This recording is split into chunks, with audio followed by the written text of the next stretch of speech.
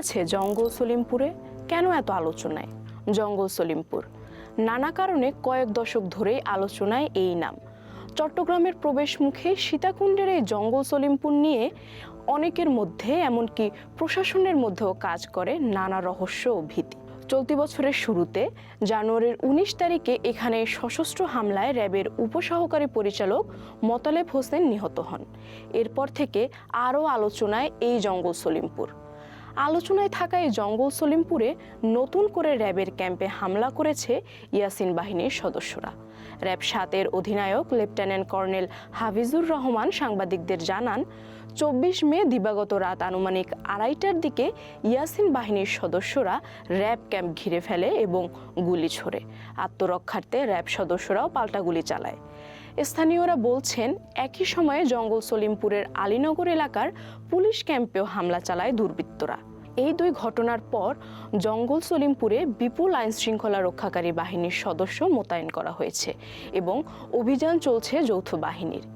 চট্টগ্রাম শহরের বায়েজিদ বোস্তামি এলাকা থেকে মাত্র ২ কিলোমিটার পশ্চিমে অবস্থিত ৩,১০০ একর বিস্তৃত এক দুর্গম পাহাড়ি এলাকা এই জঙ্গল সলিমপুর।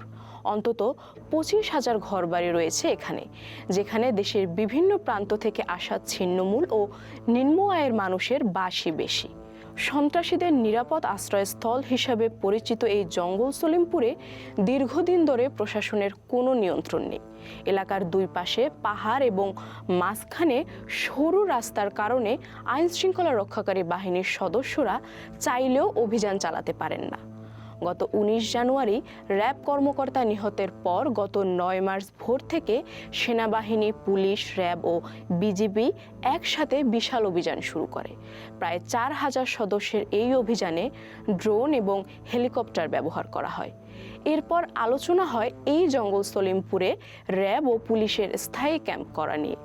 এই জঙ্গল সলিমপুরে বিভিন্ন সন্ত্রাসী গ্রুপের মধ্যে প্রায় গোলাগুলি ও খুনোখুনির মতো ঘটনার কথা জানা যায়। যৌথ অভিযানের আগ পর্যন্ত জঙ্গল সলিমপুরে একচ্ছত্র নিয়ন্ত্রণ ছিল ইয়াসিন গ্রুপের হাতে। এছাড়া এলাকায় সক্রিয় রোকন গ্রুপ ও রেদওয়ান গ্রুপ। অভিযোগ আছে, পাহাড় কেটে প্লট বাণিজ্য, অবৈধ বিদ্যুৎ ও পানির সংযোগ দেওয়া এবং মাদক ব্যবসার মতো অপরাধের সঙ্গে জড়িত এই সন্ত্রাসী গ্রুপগুলো। আওয়ামী লীগ আমলে ২০২২ সালে একবার র্যাবের সঙ্গে সন্ত্রাসীদের গোলাগুলি হয় এবং ওই বছরই সলিমপুরে অবৈধ ঘরবাড়ি উচ্ছেদ অভিযান শেষে জেলা প্রশাসনের লোকদের বাধা দেওয়া হয়। একই বছর আলীনগরে অবৈধ বসতি ভাঙতে গেলে আলীনগরের সন্ত্রাসীরা পুলিশের উপর হামলা চালায়।